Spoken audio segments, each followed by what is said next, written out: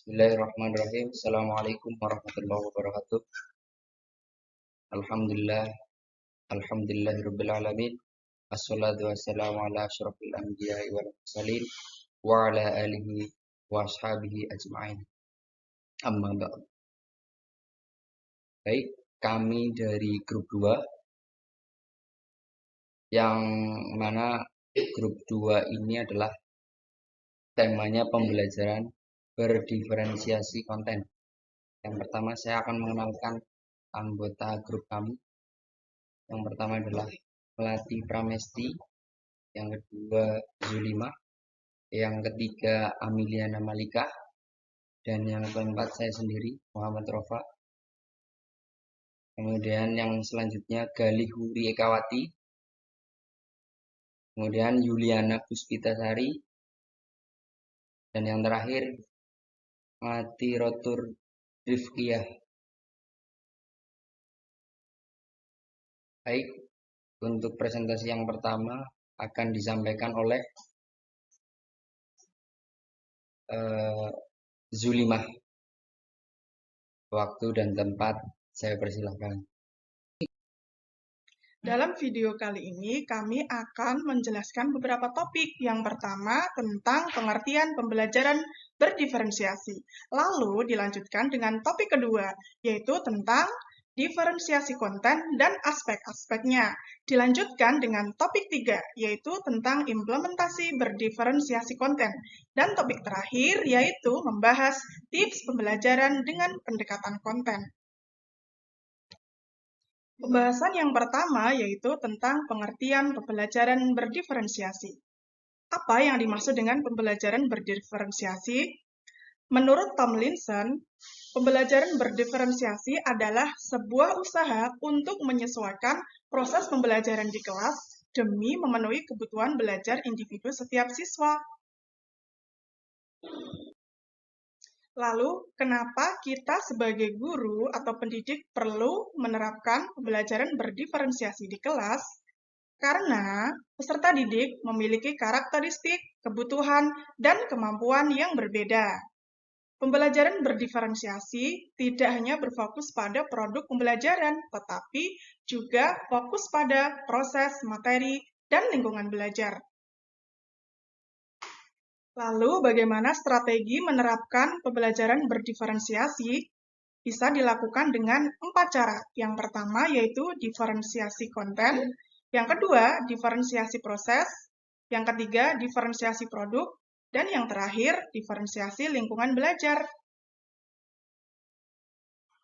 Topik 2 yang akan dibahas di sini adalah diferensiasi konten dan aspek-aspeknya.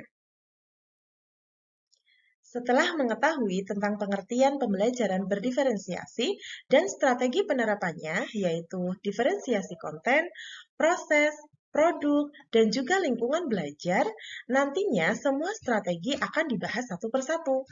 Namun, saat ini saya hanya akan menyampaikan mengenai diferensiasi konten dan aspek-aspeknya. Sebelum saya sampaikan tentang diferensiasi konten, terlebih dahulu kita harus mengetahui apa itu konten.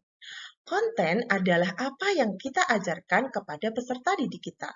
Konten dapat dibedakan sebagai tanggapan terhadap tingkat kesiapan, minat peserta didik atau profil belajar peserta didik yang berbeda. Tomlinson memberikan alat yang disebut equalizer yang dapat membantu guru untuk mengukur readiness atau kesiapan siswa. Lihatlah, equalizer ini jika memetakan kebutuhan berdasarkan kesiapan murid, maka kita perlu menentukan jenis informasi yang harus disiapkan.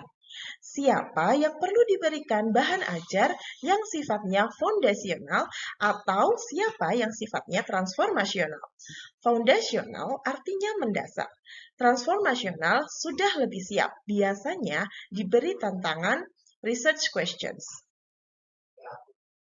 Berikut adalah aspek-aspek diferensiasi konten. Pertama, ada kesiapan belajar. Kedua, ada minat. Ketiga, ada pemetaan kebutuhan. Keempat, kombinasi dari ketiganya. Yang pertama, kesiapan belajar. Kesiapan siswa dapat dilihat dari apakah mereka sudah siap belajar secara abstrak atau masih perlu belajar secara konkret. Kemudian, minat. Minat murid dapat dilihat misalnya saat belajar teks narasi, guru dapat menyiapkan berbagai teks dengan topik yang siswanya sukai. Kemudian, diferensiasi konten berdasarkan pemetaan kebutuhan, berdasarkan profil belajar dapat kita lakukan misalnya dengan memastikan siswa dapat mengakses materi ajar dengan gaya belajarnya sendiri. Contohnya, untuk siswa visual, kita dapat menggunakan peralatan visual sebagai media belajar mereka. Untuk siswa auditori, kita dapat menggunakan video atau audio untuk mengajar mereka, dan lain sebagainya. Kemudian, diferensiasi konten bisa juga diterapkannya 3 aspek tersebut secara terkombinasi agar pembelajaran berjalan dengan baik guna memeratakan pengetahuan pada peserta didik.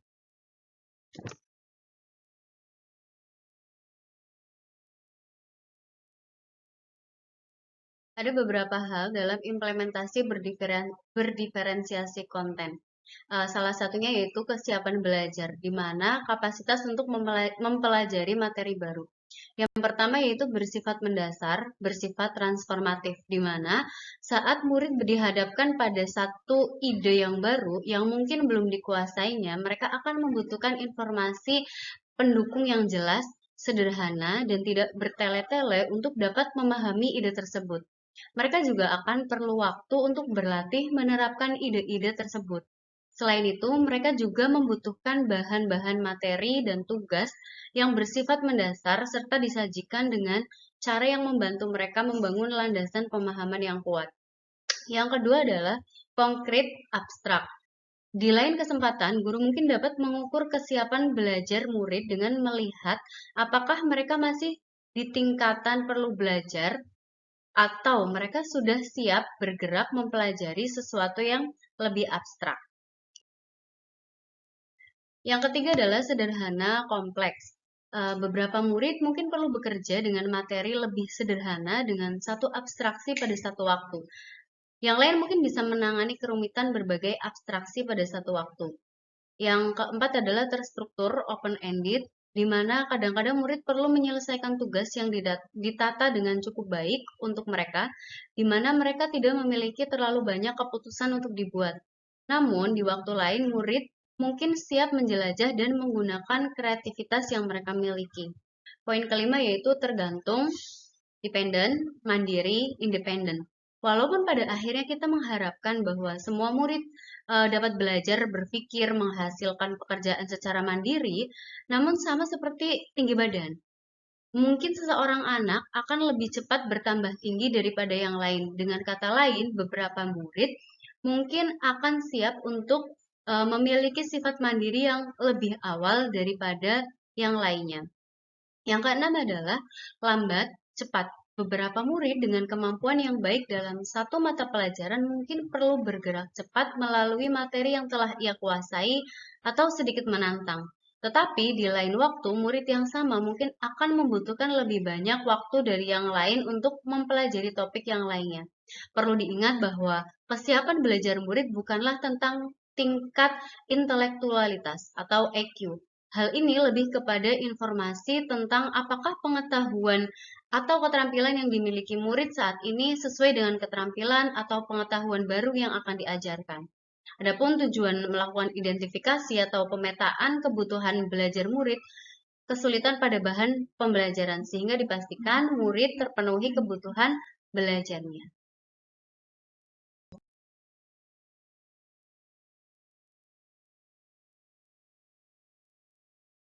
Baik, selanjutnya untuk implementasi aspek minat, sebagaimana yang kita tahu bahwa minat adalah kecenderungan hati yang tinggi terhadap sesuatu atau keinginan. Nah, di sini contohnya adalah seorang guru sastra Inggris akan mengajarkan peserta didik untuk membandingkan dua karya sastra puisi.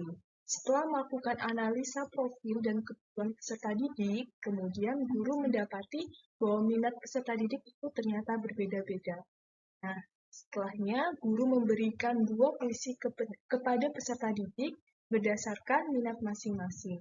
Jadi di sini karena ada 4 minat, jadi dikelompokkan menjadi 4 kelompok peserta didik. Yang pertama, kelompok peserta didik yang menyukai alam. maka akan diberikan oleh guru puisi dengan tema alam seperti pantai, gunung, tumbuhan, dan lain.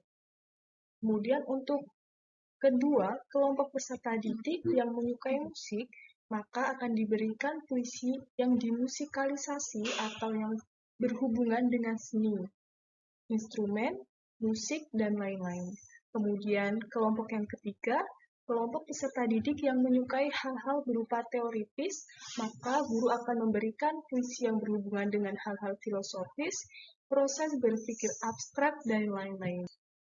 Dan yang terakhir, untuk kelompok peserta didik yang menyukai hal-hal sosial, maka akan diberikan puisi yang berhubungan dengan masalah sosial, persamaan hak, emansipasi, dan lain-lainnya. Jadi di sini dibagi menjadi 4 kelompok peserta didik berdasarkan minatnya masing-masing. Baik, aspek yang selanjutnya adalah aspek profil belajar. Dalam kesempatan ini akan disampaikan tentang implementasi aspek profil belajar tersebut. Profil belajar adalah karakteristik unik setiap individu yang mempengaruhi gaya dan kebiasaan dalam belajarnya, yang nantinya akan membantu peserta didik untuk bisa lebih cepat memahami konsep dan juga menguasai keterampilan baru. Dalam implementasi aspek belajar siswa, biasanya disangkut pautkan dengan gaya belajar siswa itu sendiri.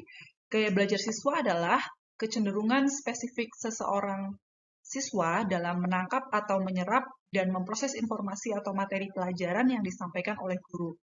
Dalam hal ini, siswa memiliki gaya belajar yang berbeda. Ada beberapa gaya belajar peserta didik. Dalam kesempatan ini akan dibahas 5 gaya belajar peserta didik. Yang pertama yaitu gaya belajar visual. Dalam gaya belajar ini, peserta didik berfokus pada indera penglihatannya untuk memahami materi. Peserta didik memiliki kemampuan belajar dengan melihat. Mereka juga memiliki ciri-ciri yaitu rapi dan teratur, teliti dan detail, serta mementingkan penampilan. Dalam implementasinya, nantinya guru akan memberikan sebuah materi dalam bentuk slide, kemudian disertakan gambar pendukung materi tersebut. Gaya yang kedua adalah auditory.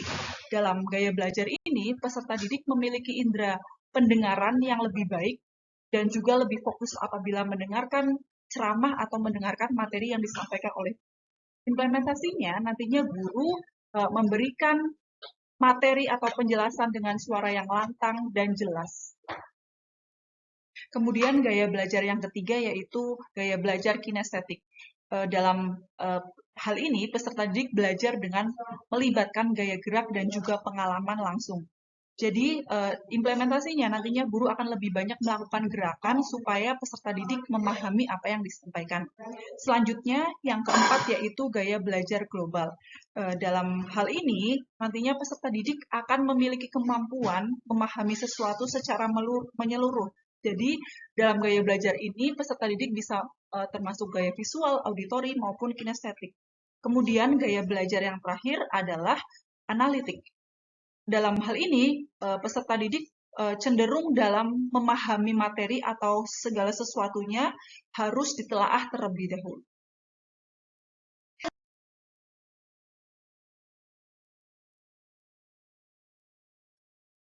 Setelah mendengar pemaparan pembelajaran dengan pendekatan konten, di sini saya akan memberikan beberapa tips untuk Bapak Ibu guru agar bisa membuat pembelajaran dengan lebih baik.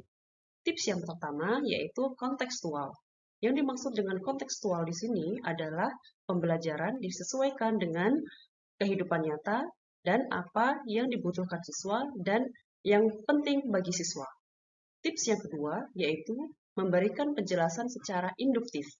Biasanya seorang guru langsung memberi penjelasan tentang poin materi yang akan diberikan.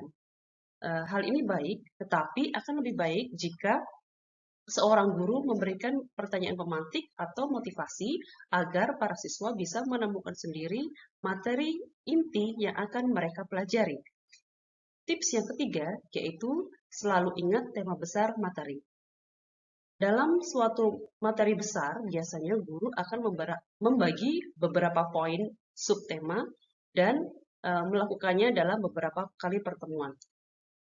Biasanya Ini dilakukan oleh guru agar mereka bisa fokus mempelajari materi tersebut secara lebih dalam.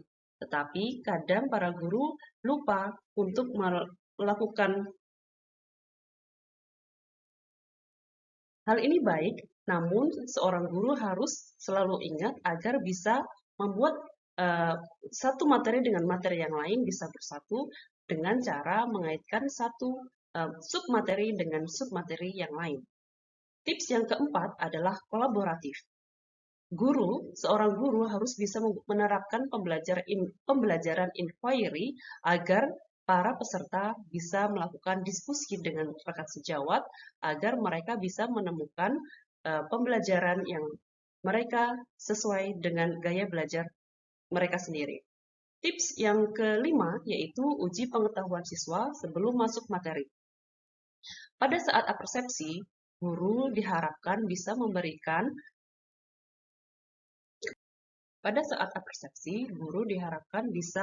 menguji pengetahuan siswa seberapa siswa tersebut bisa memahami materi sebelum seorang guru memberikan materi tersebut. Sehingga seorang guru tidak hanya menjadi seseorang yang tahu dan memberikan pembelajaran yang kepada orang yang tidak tahu. Tetapi konten pembelajaran bisa disesuaikan dengan apa yang sudah diketahui dan apa yang belum diketahui oleh siswa. Tips yang terakhir adalah mudah dipahami dan interaktif. Seorang guru bisa memanfaatkan aplikasi pembelajaran yang menarik bagi peserta didik. Saat ini banyak sekali pembelajaran interaktif yang bisa diakses oleh guru seperti Google Jamboard, Quizzes, dan lain sebagainya. Dari itu, seorang guru harus bisa memanfaatkan segala fasilitas yang ada. Baik, setelah tadi kita sudah mendengarkan apa itu pembelajaran berdiferensiasi, baik itu aspeknya maupun pengertiannya. Sekarang saatnya kesimpulan. Jadi di sini saya akan mencoba menyimpulkan pembelajaran berdiferensiasi, yaitu pembelajaran yang sangat erat kaitannya dengan filosofi pendidikan dari Ki Hajar Dewantoro. Pembelajaran berdiferensiasi menciptakan proses belajar yang berorientasi pada kemerdekaan, pemikiran, dan potensi siswa. Kemudian, pembelajaran berdiferensiasi konten adalah salah satu bentuk pembelajaran diferensiasi sebagai bentuk implementasi Merdeka Belajar. Sekian. Demikian penjelasan dari kelompok kami. Kurang dan lebihnya kami mohon maaf. Billahi taufiq wal hidayah. Assalamualaikum warahmatullahi wabarakatuh.